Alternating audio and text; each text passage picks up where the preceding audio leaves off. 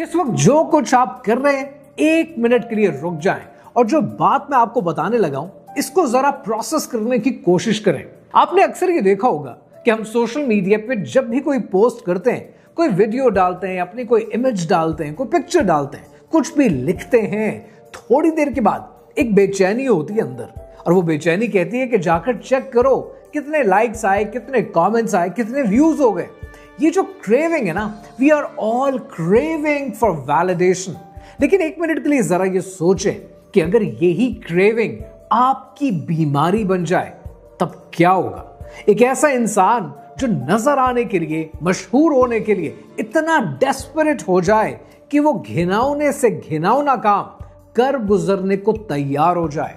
जो कहानी मैं आपको सुना रहा हूं ये 100% ट्रू कहानी है। एक बड़ी टेरिफाइंग कहानी है लूका मैग्नोटा की। एक ऐसा पैथेटिक इंसान जिसने डार्क वेब को वेपनाइज किया सिर्फ इसलिए कि एक दिन ऐसा हो कि ये पूरी दुनिया उसे एक इंटरनेशनल मॉन्स्टर मान ले। कहानी क्या है आइए समझते हैं।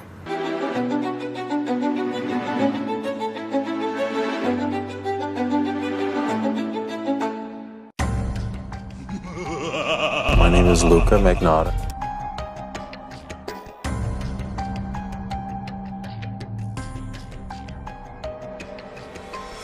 The Sun received this email, believed to be from Magnotta.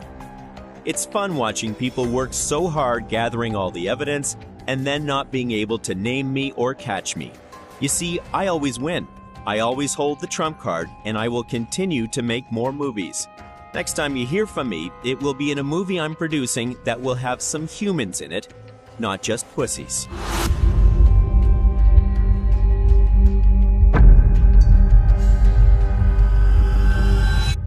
आपने कभी नोट किया है कि हर कहानी के अंदर एक विक्टिम जरूर होता है और इस कहानी का जो विक्टिम है उसका नाम है जॉन लेन।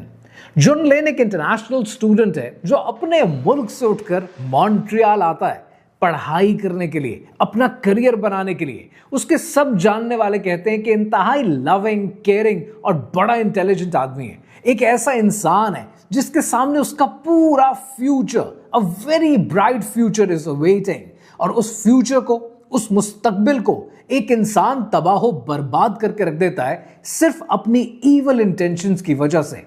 और इस कहानी का जो कातिल है वो सिर्फ ईवल नहीं है, आई वुड लाइक टू से हियर कि वो एक कॉन्सेंट्रेटेड ईवल है। आपने डाइल्यूट ईवल भी देखे, आपने कॉन्सेंट्रेटेड ईवल भी देखे, ये है वो कॉन्सेंट्रेटेड ईवल। इस कहानी का जो कातिल है उसका नाम है लूका मैग्नोटा। लूका मैग्नोटा की हिस्ट्री है मैसिव पैथोलॉजी की, एक नार्सिसिस्टिक पर्सनालिटी डिसऑर्डर का शिकार, एक ऐसा इंसान जो मशहूर होने के लिए कुछ भी कर गुजरने को तैयार है।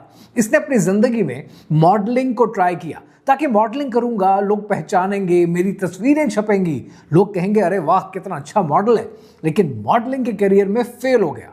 इसने उसके बाद एस्कॉर्ट वर्क ट्राई किया, उसमें फेल हो गया। कई जॉब्स की, उन सब में फेल हो गया।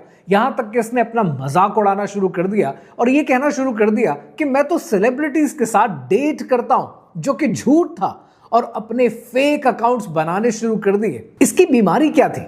इसकी बीमारी सिर्फ एक कि ये दुनिया के सामने नजर आना चाहता है, कि दुनिया इसे पहचाने, इसको जाने। क्या ये आजकल आप नई नस्ल में होते हुए नहीं देखते?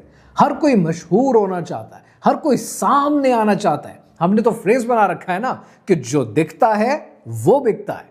और इस कहानी के अंदर ये जो ग्रूसम एक्ट हुआ उस पर सवाल ये बनता है कि लूका मैग्नोटा ने क्या किया और कैसे किया। इस कहानी का जो टेरिफाइंग पार्ट है ना, वो टेरिफाइंग पार्ट ये है कि लूका मैग्नोटा ने ये सब कुछ शुरू किया कैसे।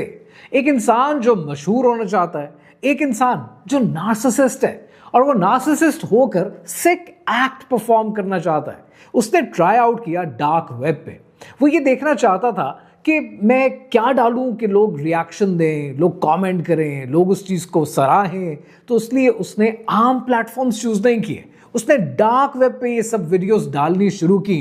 और इन वीडियोस में था क्या? इन वीडियोस के अंदर वो मासूम बिल्ली के बच्चे लेता था, उनको टॉर्चर करता था, उनका कत्ल करता था, उसकी वीडियो बनाता था और डार्क वेब पर डालता था जस्ट टू ट्राई आउट कि उसकी ये कंटेंट क्रिएशन कैसी जा रही है। लिटरली कभी कभी मैं सोचता हूं कि इवन आपने भी ये नोट किया होगा कि आज करोड़ों की तादाद में कंटेंट क्रिएटर्स आपके सामने हैं, मैं आपके सामने हूं। आज जितने कंटेंट क्रिएटर्स हैं ना, बहुत से ऐसे हैं जो पैसे के लिए कंटेंट बनाते हैं और बहुत से ऐसे भी हैं जिन्हें पैसे की जरूरत नहीं है, वो पैसे के लिए कंटेंट नहीं बनाते। लेकिन एक बात तो कॉमन है कि हर इंसान व्यूज के लिए कंटेंट बनाता है। Let me be very honest with you. उसकी वजह पता है क्या है? आज शायद मुझे पैसे की जरूरत नहीं होगी, मैं कोई अच्छी बात, कोई अच्छी सच्ची बात आप तक पहुंचाना चाहता हूँ, तो मेरी भी ख्वाहिश होगी कि वो 5 लोगों तक क्यों जाए, वो 5 लाख लोगों तक क्यों ना जाए। तो व्यूज हर एक को मैटर करते हैं, but this sort of content creation, ये फील्ड, ये तरीका कार, I am getting honestly sick to my bones. Instagram मशहूर कैसे हुआ था? बिल्ली की बच्चों की तस्वीरों से मशहूर हुआ था, और इन्हीं का आप इस बेदर्दी से कत्ल कर दें जस्ट टू बी फेमस। और लूका मैग्नोटा कर पता क्या रहा था? वो ट्राई आउट कर रहा था कि डार्क वेब पर क्या चलता है, और आप हैरान होंगे कि डार्क वेब पर उसे पजीराई मिलना शुरू हो गई, क्योंकि डार्क वेब ऐसे ही लोगों को इज्जत देता है जिन लोगों को माशरे में इज्जत नहीं मिलती है, जिन लोगों का माशरे में किरदार नेगेटिव होता है। They try opting for dark web. आपको डार्क वेब पर जाने की जरूरत नहीं है। लेकिन यहां पर लूका मैग्नोटा ने जब देखा कि बिल्ली के बच्चों को मारने के बाद उसे इतनी इज्जत मिल रही है, लोग उसकी मजीद वीडियोस देखना चाहते हैं, तब लूका मैग्नोटा ने अनाउंस किया कि मैं अपनी ऑडियंस के लिए एक फिनाले लेकर आ रहा हूं, एक फाइनल एक्ट लेकर आ रहा हूं, जहां पर आपकी नजर में I would be the joker of the Batman. और फिर वो फाइनल एक्ट अपलोड हुआ। मई 2012 में लूका मैग्नोटा की मुलाकात होती है जॉन लेन के साथ, और वो वहीं पर कैलकुलेट कर लेता है कि John Lane is an easy cookie, ये मेरा शिकार हो सकता है। और फिर वो ब्रूटल एक्ट होता है कि जहां पर लूका मैग्नोटा उसे पकड़ लेने के बाद उसे कत्ल कर देता है, और कत्ल करने के बाद उसके बॉडी पार्ट्स को लिटरली लूका मैग्नोटा जॉन लेन के सर को तन से जुदा कर देता है, उसके बॉडी पार्ट्स अलग कर देता है, हाथ पैर अलग कर देता है, इस सारी एट्रॉसिटी को वीडियोआइज करता है, इसकी फिल्म बनाता है, उस फिल्म को डार्क वेब पे अपलोड करता है, और उसका नाम लिखता है 1 lunatic 1 ice pick। और जैसे ये फिल्म डार्क वेब पे अपलोड होती है, कनाडा के अंदर एक रोर मच जाता है। लेकिन लूका मैग्नोटा की कहानी यहीं खत्म नहीं होती है। उसके बाद उसे यह एहसास होता है कि मैं डार्क वेब पे तो मशहूर हो गया, मेरा खौफ एक इंटरनेशनल मॉन्स्टर का खौफ तो नहीं फैला, उसके लिए भी कुछ करना पड़ेगा। और लिटरली वो इतनी घटिया हरकत करता है, इतना घिनौना काम करता है कि वो उसके बॉडी पार्ट्स को कोरियर करना शुरू करता है। The first package containing what appeared to be a human hand was opened by staff at Falls Creek Elementary School after 1 p.m. today. Another package containing what appeared to be a human foot was found by staff at St. George's School later this afternoon. उसके body parts को Canada के schools में भेजना शुरू करता है, और पूरे कनाडा के अंदर लूका मैग्नोटा का नाम कॉमन हो जाता है, एक इंटरनेशनल मैन हंट शुरू हो जाता है। अब यहां पर एक सवाल है। अब सवाल यह है कि लूका मैग्नोटा फिर पकड़ा कैसे जाता है, और इस कहानी से आपको क्या सबक मिलता है? How is this relevant to our lives? लेकिन यहां पर आपको एक हदीस याद रखनी है। आपने ये हदीस सुनी होगी कि जो कत्ल हो रहा होगा आखिरी जमाने में, उसको ये नहीं पता होगा कि वो क्यों मारा जा रहा है, और जो कत्ल कर रहा होगा उसको ये नहीं पता होगा कि मैं जिसको मार रहा हूं मैं उसको क्यों मार रहा हूं। Think about it and I will be back. लूका मैग्नोटा की जो कहानी है, इस जैसी बहुत सी कहानियां मैं आपको आगे भी सुनाऊंगा जो आपकी जिंदगी से रेलेवेंट होंगी। लेकिन आपने हमेशा एक चीज याद रखनी है कि ये जो मुजरिम है ना, मुजरिम के हमेशा एक साइकोलॉजी होती है, वो जाए वकुआ पर कभी भी लौट कर नहीं जाता। लूका मैग्नोटा को लेकर पूरे कनाडा के अंदर एक मैन हंट शुरू हो गया कि इस घिनौने इंसान को पकड़ना लाजमी है। तमाम डिपार्टमेंट्स इंगेज हो गए इसको गिरफ्तार करने के लिए, और इसने क्या किया, ये कनाडा छोड़कर पेरिस चला गया। ये पेरिस ही क्यों गया? इसको एक ऐसा शहर चाहिए था जहां पर एक सेफ इंटरनेट मौजूद हो। क्या ये पुलिस से बचना चाहता था? हरगिज नहीं। ये चाहता था कि ऐसी जगह हो जहां पर मैं इंटरनेट पर ये चेक कर सकूं कि मेरी जिंदगी मशहूर हो रही है कि नहीं। उसको जॉन लेन से, उसके लवाहिकीन से कोई लेना देना नहीं था। इसको लेना देना था तो सिर्फ अपनी शोहरत के साथ। फिर ये पेरिस से बर्लिन चला जाता है और बर्लिन के एक इंटरनेट कैफे में अपनी गूगल में रैंकिंग ढूंढ रहा होता है कि इसे पुलिस गिरफ्तार कर लेती है और फाइनली इसे फर्स्ट डिग्री मर्डर के केस में सजा हो जाती है। हर कहानी का अंजाम फाइनली वही होता है कि जैसी करनी वैसी भरनी।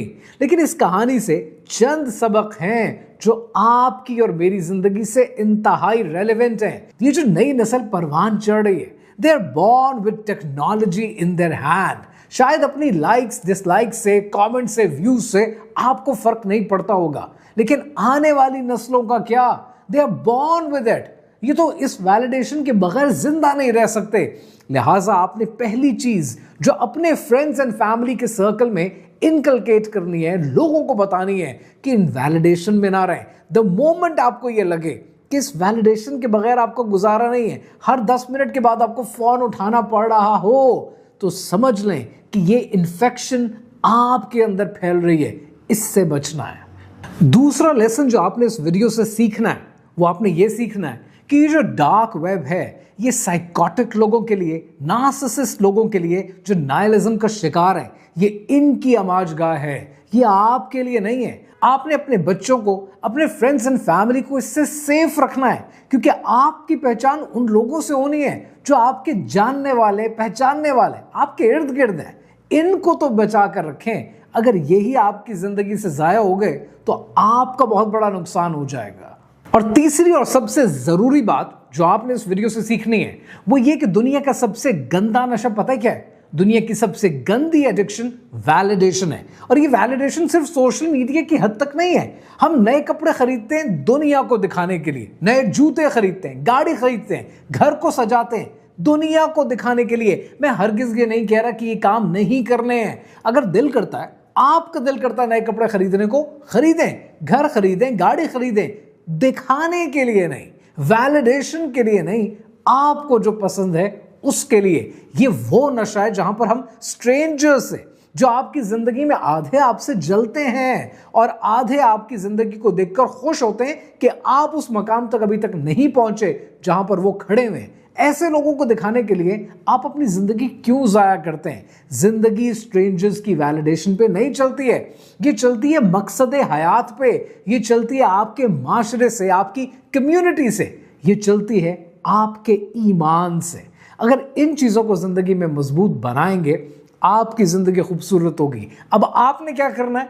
आपने इस मैसेज को अपने फ्रेंड्स एंड फैमिली के सर्कल में शेयर करना है ताकि उनको अवेयरनेस मिल सके। आप तो शायद महफूज रहें, लेकिन आने वाली नस्लों को ये तमाम खुमियाजा भुगतना पड़ेगा, उनको वैलिडेशन का सामना करना पड़ेगा। आज वो इतने मजबूत हों कि उनका कल खूबसूरत हो सके।